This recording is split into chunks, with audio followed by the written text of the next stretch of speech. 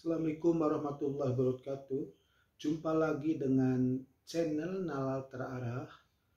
Pada kali ini, channel Nalar Terarah akan mengupas tentang toleransi yang sering dipahami oleh umat beragama, baik umat Islam itu sendiri maupun umat non-Islam. Para pemerhati dan pemirsa channel Terarah, dengan memahami toleransi yang benar ini, kita dalam bergaul antar umat beragama tidak salah kaprah menempatkan toleransi. Dan juga toleransi yang kita tempatkan kalau kita itu proporsional baik, maka setiap umat beragama tidak akan merasa mengeluh atau umat beragama merasa nyaman.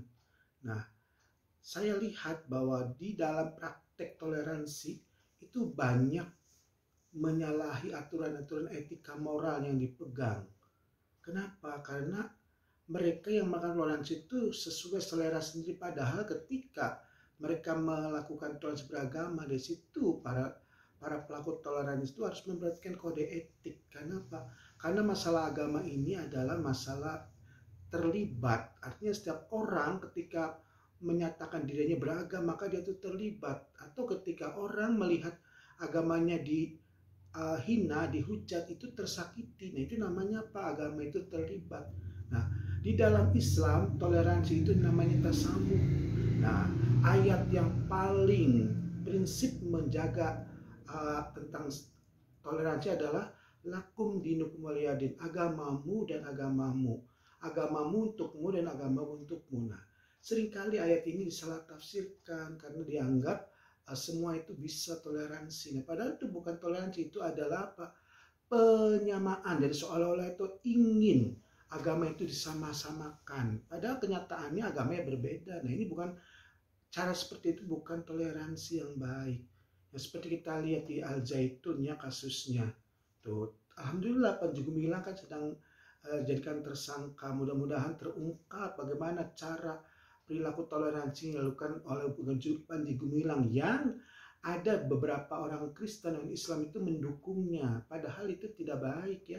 Karena saya melihat di YouTube-nya wawancara Panji Gumilang dengan stasiun YouTube lain, dikatakan bahwa orang Kristen silakan Natal di masjid. Nah, ini adalah menyalahi kode etik Rasul. Nggak pernah menyilahkan orang untuk di dalam satu ibadah, satu agama. Misalnya di masjid, kalau sholatnya di masjid, di masjid orang Kristen di masjid, sholatnya itu orang Kristen di gereja, orang Kristen menyediakan Muslim di gereja. Nah, sholat di gereja. Nah, ini ada kode etik karena masalah agama masih terlibat. Maka harus ada tempat yang netral, walaupun dekat masjid tapi dikhususkan gedung tertentu. Nah, ini adalah baik.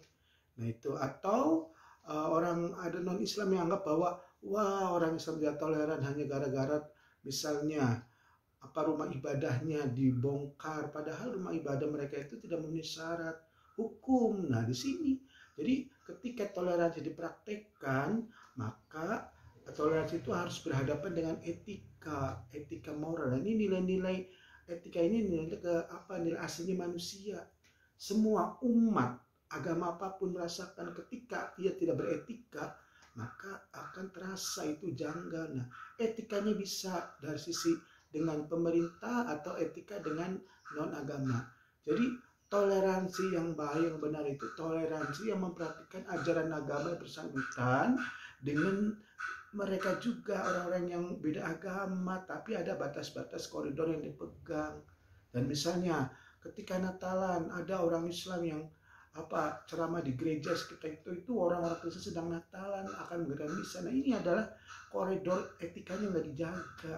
Jadi seolah-olah benar aja, soal toleransi aja, itu adalah ada keterlibatan involvement terlibat di hati orang beragama. Saya ingin misalnya orang Kristen ingin mendengarkan misalnya, kenapa orang Islam menceramah di dalam gereja? Nah, harus dipisahkan.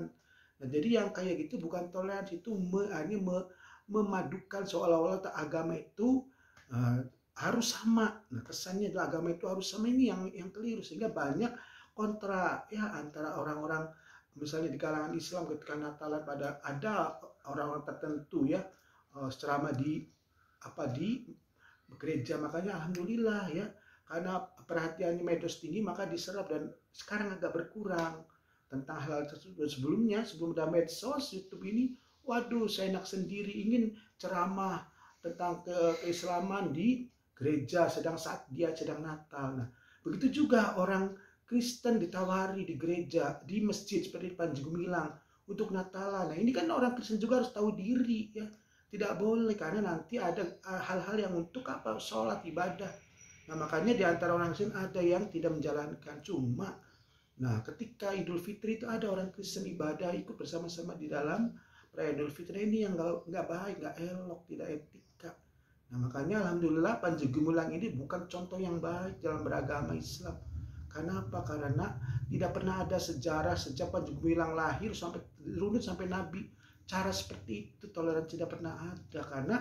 Karena apa? Karena itu adalah menyalahi etika beragama.